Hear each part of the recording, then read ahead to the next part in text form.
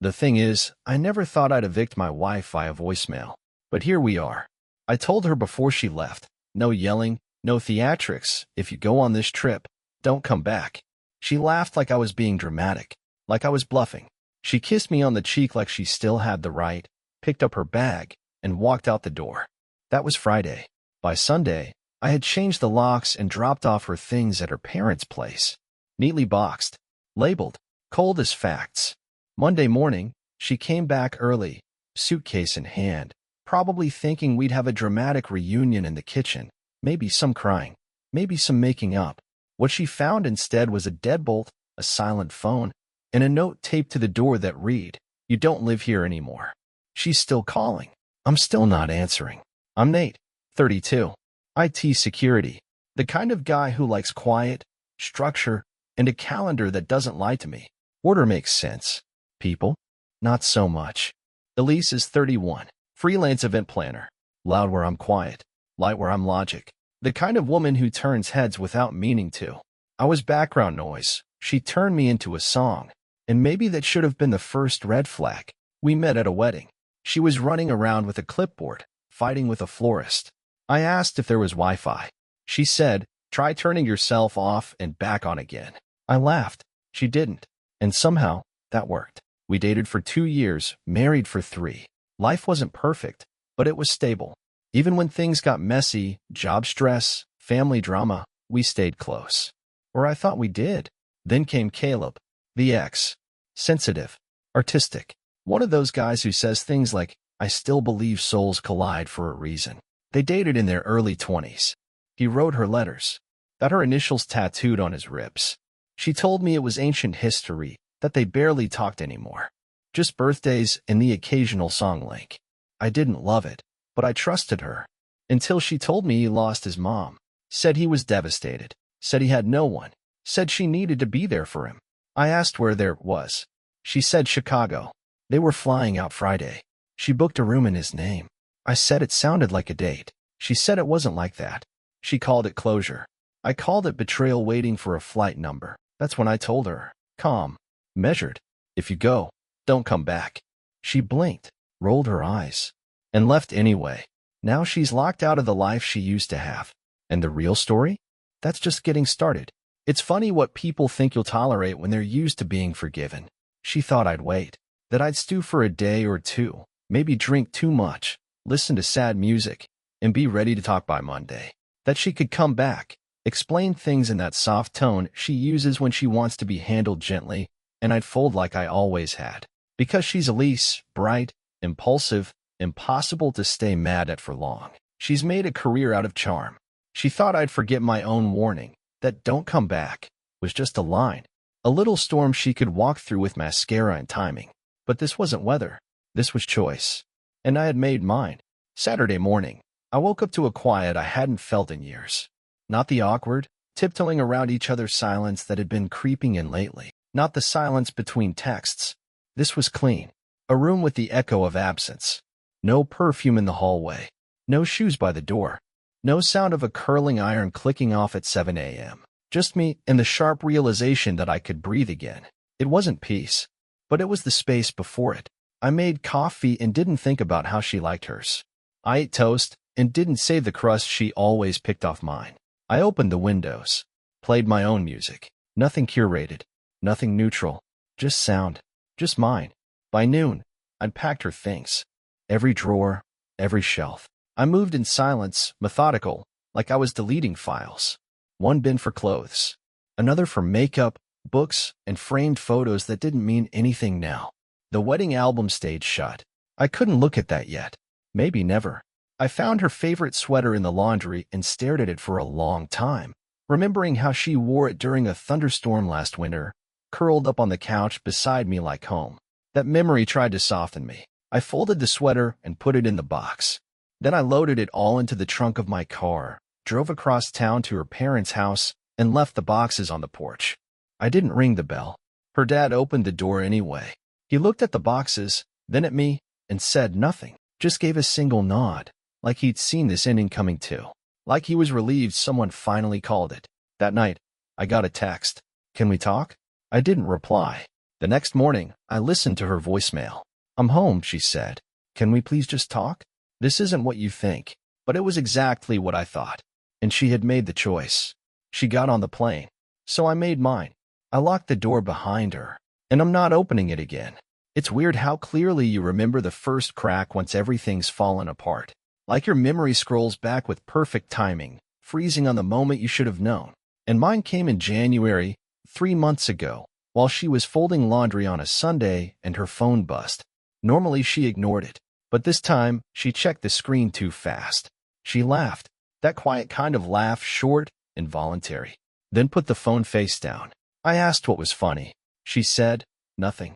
Just Tara being dumb." I wanted to believe her. I told myself it was nothing, that she was allowed to have her own moments, her own conversations. I didn't ask to see it, didn't push. But something inside me took a note. Something invisible logged it as off. There were other moments. Small, sharp if you looked at them right. Like how she started staying out late just to clear her head, or how she took calls in the kitchen with the door half closed, voice dropped low like a secret slipping between spoons and cabinet hinges. She stopped asking about my work, started double-tapping Instagram photos like she was flirting through glass. There was a distance, not cold, just unfamiliar. Like I was living next to someone who'd already packed emotionally and was waiting for the logistics to catch up. But when I'd ask if everything was okay, she'd say, "Yeah, just tired. Don't you feel off sometimes too?" And I'd nod. Because yes, I did. But I didn't feel different. I didn't feel gone. The thing about Elise is that she was always a little untethered. She lived like everything was temporary: plans, apartments, even jobs. She craved movement. Said she got itchy when life settled too long. I used to think that made her exciting, free-spirited. Now I wonder if it just meant she was always planning her exit, even when things were good. And they were good, once. I remember the version of her I loved. She used to leave me notes in my sock drawer. She'd steal my hoodies and forget where she put my keys. She used to lie next to me and say things like, "Do you think we'll get old in this house?" She once fell asleep with her head on my chest while we listened to a thunderstorm and said it was the safest she'd ever felt. I keep coming back to that. That word. Safe. It's what she said about Caleb too, once. He was my safe place when I was 20. That should have meant something. That should have stopped me in my tracks. But I didn't ask what she meant. Didn't ask why she used the word. Was like it still echoed. I let it slide. Because I loved her. Because loving her meant giving space. And space is where secrets grow. Now I wonder if she ever stopped comparing us. If every hug was measured. If every fight was weighed. If I was always the backup plan dressed as stability. That's what betrayal does. It makes you question memories like they were dreams someone else told you about. Even the good ones. Especially the good ones. There's this lie people tell themselves when things start to go bad. It's just a phase. I said that a lot this past year. To myself. To my reflection while brushing my teeth. To friends who asked if we were doing okay. Elise was quieter. Colder. But I told myself it was work stress. Family pressure. A hard winter. Anything but what it actually was, her pulling away. The slow exit is worse than the sudden one. If someone storms out, you at least know where you stand. But Elise drifted. One skipped dinner at a time. One vague answer at a time. She didn't argue anymore. Didn't correct me when I misremembered something. She used to laugh when I got movie quotes wrong. Then one day, she just stopped laughing. I started noticing things I couldn't ignore. The way she'd stare at her phone and smile, but never tell me why. The way she started locking her screen when she left the room. She never used to do that. I once brought it up, half joking, and she looked me dead in the eye and said, "You really think I'm hiding something?" That should have been the moment I asked again, pressed. But instead I backed off. I didn't want to seem paranoid. I didn't want to be that guy. I didn't want to lose her. So instead, I lost myself. That's the part no one warns you about. When you're in a relationship that's quietly dying, you start rearranging yourself around the cracks. You walk softer. You speak less. You become a version of yourself that won't scare them off, even if that version is a stranger to you. I stopped inviting her places. Stopped bringing up intimacy. Stopped asking what was wrong. I figured if I just kept the engine running, eventually she'd come back and sit in the passenger seat again. But she didn't. She started driving somewhere else entirely, and I just kept the lights on like a fool. That's when I realized something ugly. What I'd been protecting wasn't our relationship. It was the illusion of it. She was already gone. I just hadn't made it official yet. The trip with Caleb made it real, made it public. It took the betrayal out of shadows and shoved it into daylight. And part of me was almost relieved, because at least now the guessing was over. The quiet dread, the wondering if I was imagining it all. She made it concrete. She told me it was about grief, said he had no one, said it wasn't romantic. But there's only one reason a married woman flies across the country with her ex and shares a hotel room. And it's not compassion. I'm not stupid. I may have played stupid for a while, the quiet husband who trusted too easily, who gave too much space, who never asked too many questions. But now I was wide awake and angry, not just at her, at myself, because I saw it coming, and I let it happen. By the time Elise started knocking on the door again, I wasn't angry anymore. I was empty, and in a strange way, that felt worse. Anger is loud. It takes up space. But emptiness? That's quiet. It sits in your chest like fog, and you don't even realize how heavy it is until you try to speak and nothing comes out. She knocked 3 times, waited, knocked again, then called. I didn't answer. I watched from the upstairs window, out of sight, curtain barely pulled. She stood there with her little black suitcase, the one she always took on short trips. She looked tired, makeup worn off, hair tied back in a sloppy knot. I wondered if that was the real her, or just what was left after the lie ran out of glamour. She typed something on her phone. Seconds later, it buzzed on the kitchen counter downstairs. I'm sorry. Please just open the door. I didn't. I let her knock one more time before she turned and walked to her car. She didn't look back. That part hurt more than it should have. Even now, knowing what I know, it still stung. Like I'd expected a last glance. A flicker of regret. Something. But maybe I was never the main character in her story. Just the safe subplot. I made dinner that night. A real one. Not frozen. Not delivered. Something with garlic and mess and dishes. I played the music I used to play when we were first dating, old playlists I hadn't touched in years. Some of the songs brought back good memories. Some made my stomach twist. All of it reminded me how far we drifted. I found myself thinking about her version of me. How she must have described me to Caleb. Reliable. Kind. Too quiet. A little boring. He's not like you. That kind of thing. I could hear it in my head without trying. That's what they do. People who cheat. They rewrite you in someone else's story. Make you the safe mistake. The thing they settled for. The reason they're unfulfilled. They crop out your sacrifices, your loyalty, your quiet love, and paint you in grayscale. Easy to walk away from. And I started to wonder who else knew. Had she told her sister? Her friends? Did they nod along and call her brave? Did they say, you deserve to feel alive again? That phrase always comes up in betrayal. Like cheating is some kind of spiritual cleanse. What they never say is what it does to the person left behind. The person who didn't get a head start. The one who still believed the vows meant something.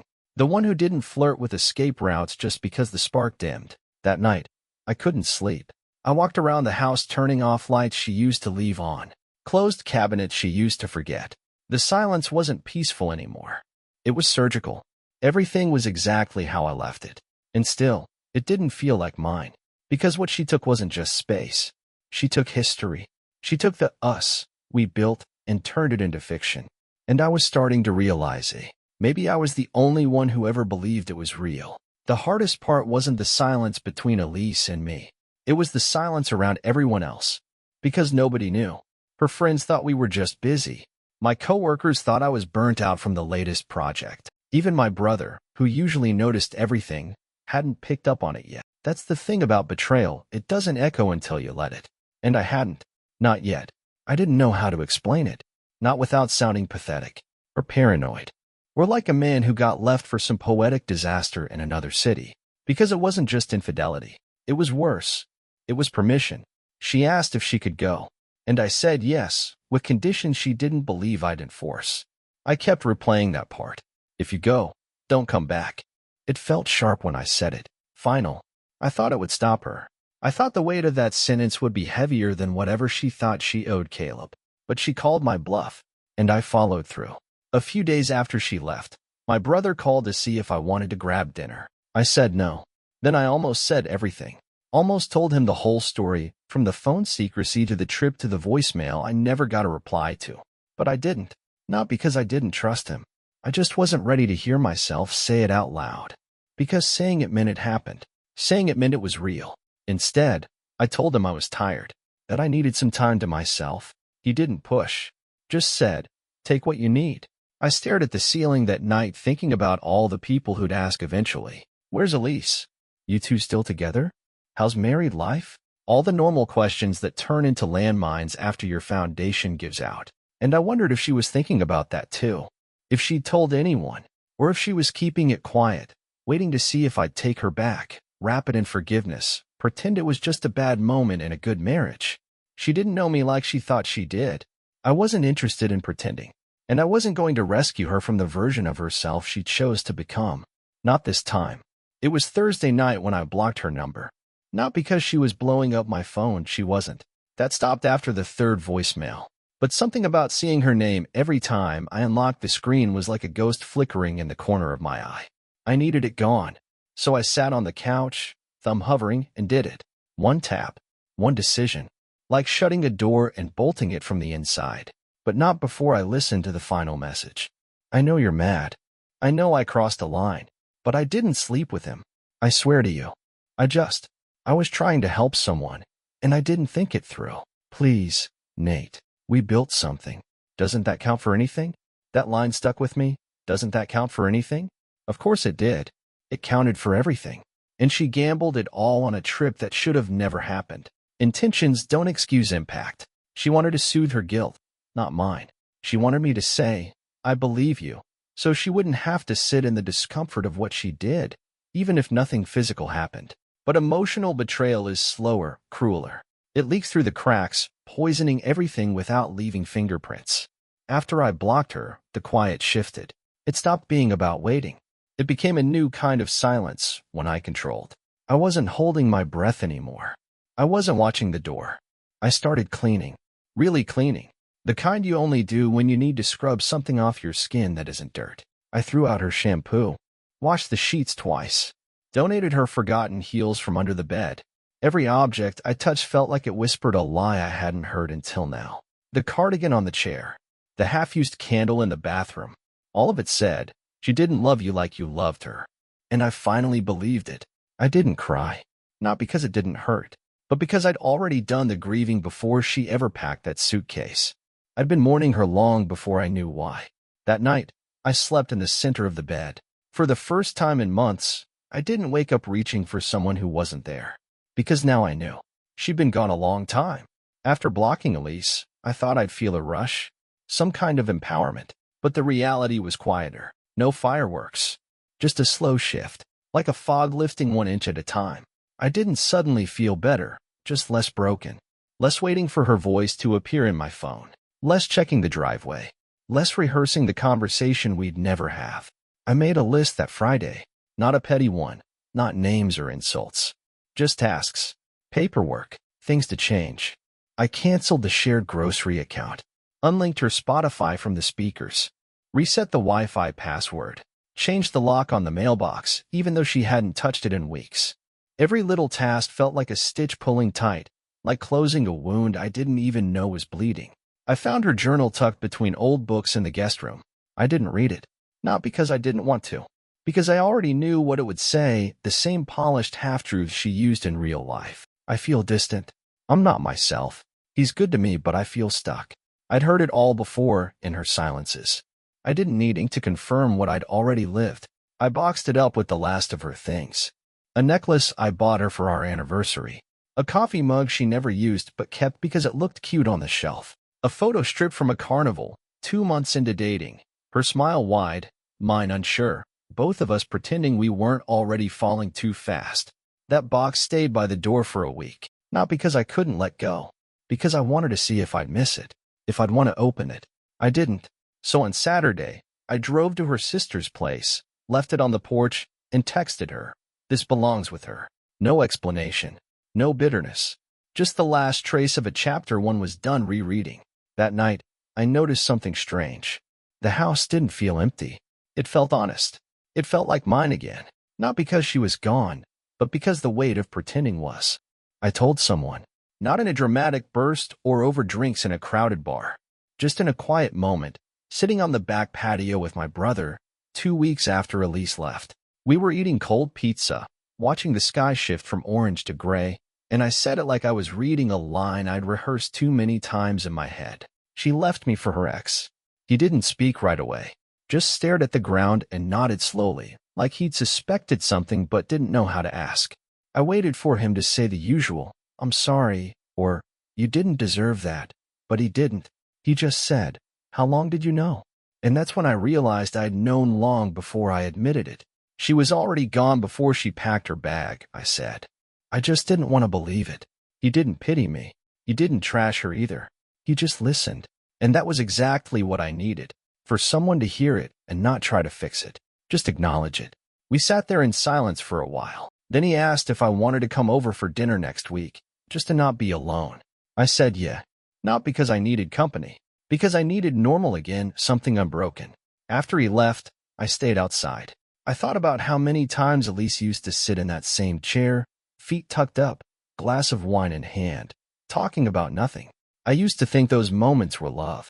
Now I wondered if they were just placeholders, time filled while she waited for something else. You start questioning everything after someone chooses someone else. Not just them, yourself. Every joke you made, every meal you cooked, every time you reached for their hand. Was it enough? Did they even notice? Were they already somewhere else in their head? I used to think heartbreak would feel like a sudden impact, but it's not. It's erosion, a slow wearing down of everything you built, until all you're left with is the dust of what it used to be. But now, with the truth spoken, even just once, it didn't feel like weight anymore. It felt like release. Grief makes you slow, not in movement, in decision. You second-guess every little thing. You stare at your closet and wonder if the shirt you're about to wear was one she complimented. You open the fridge and see food you only bought because she liked it. Even the radio starts to feel like it's mocking you. Every song either too sad or too empty. But eventually, you get sick of standing still. I started small. I rearranged the living room, moved the couch, donated the chair she always curled up in, replaced the rug, bought a lamp that didn't match anything we ever picked together. It wasn't revenge decorating, it was survival. Reclaiming space, one piece at a time, making it mine again. I deleted old photos, not out of anger, but because I didn't need them anymore. Our smiles felt like strangers. The memories didn't hurt, not exactly. They just felt like fiction. Like watching a movie you once loved and realizing halfway through you no longer know the ending. One afternoon, I finally opened the cabinet where we kept the wine. Elise always said it was our celebration corner. I dusted it off, kept one bottle, and gave the rest away. That shelf had seen enough lies toasted to last a lifetime. I also started walking more. Headphones in, hands in my pockets. Around the neighborhood, just loops with no destination. It helped. Being outside, being invisible. No expectations. Just air and pavement. It reminded me that the world kept turning. That my story wasn't the only one unraveling. That somewhere, someone else was putting themselves back together, too. And that's when I realized something important. I didn't miss her. I missed who I thought she was. There's a difference. And once you feel it, you can't unfeel it. The version of her I loved didn't walk out with a suitcase in silence. That version only lived in my memory. And maybe, if I'm being honest, she never really existed the way I imagined. She was just the version I wanted to believe in. And now that I'd stopped clinging to her shadow, I could finally see the outline of something else. Something starting. Something mine. There's a strange peace that comes when you stop needing answers. For weeks I wanted her to explain herself. I imagined it over and over. The talk, the apology, the justifications. I thought if I could just hear it from her mouth, I'd finally understand what broke us. But eventually, I stopped wanting that. Not because I forgave her. Because I realized the things I needed to hear weren't the things she would ever say. She wouldn't say, "I didn't respect you." She wouldn't say, "I wanted excitement more than commitment." She wouldn't say, "You were good to me, but I wasn't good to you." What she would say were soft versions. Padded ones. She'd say she was confused. That she didn't plan for things to happen the way they did. That she was scared of the future, unsure of who she was. She'd frame it in self-discovery. She'd call it messy, human, complicated. And maybe it was. But that doesn't change what it cost. You can love someone and still devastate them. That's the hardest truth I've learned through all this. Good intentions don't erase consequences. In silence, Her weapon of choice says more than any excuse ever could. She never tried to come back. Not really. A few texts, a voicemail, then nothing. No letter, no closure, just absence, wide and quiet and final. It used to bother me, the way she just vanished after I held the door shut, like she evaporated. But then I realized she left the way she loved, only halfway, always ready to disappear if things got too still. So now, when I think of her, it's not with pain, it's with distance. Like remembering a place you used to visit but would never move back to. She'll always be a chapter, but not the whole book. I don't hate her, but I'll never let her rewrite what happened. This was a betrayal, clear and simple, and I survived it. Not with revenge, not with rage, just with truth, and the quiet resolve of a man who finally knows who he is without her. I never changed the lock again after that first time, not because I forgot, but because I didn't need to. That door stayed shut, not just physically, but in every other way. No more checking the peephole. No more wondering if she'd show up with excuses. No more scanning the street for her car. She was gone, for real. And so was the version of me that waited for her. People ask, sometimes gently, "Are you seeing anyone?" I tell them the truth. I'm seeing myself. That sounds cliché, but it's the first real answer I've had in a long time. I'm learning how to enjoy my own company again, how to cook for one without feeling lonely, how to go to bed without listening for someone else's breathing, how to exist without anchoring myself to someone else's presence. I thought that would be sad.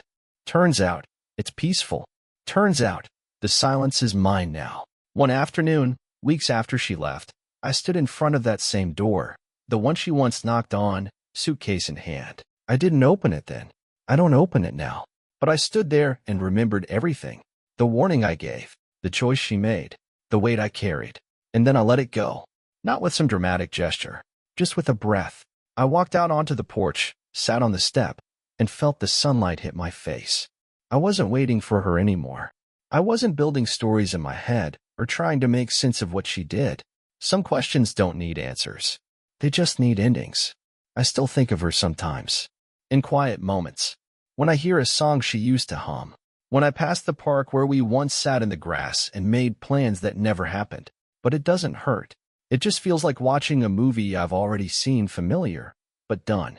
I know how it ends. And now? Now, I'm writing something new. Something that doesn't start with her name. Something I don't have to share with someone who doesn't stay. Because I stayed with me. And in the end, that made all the difference.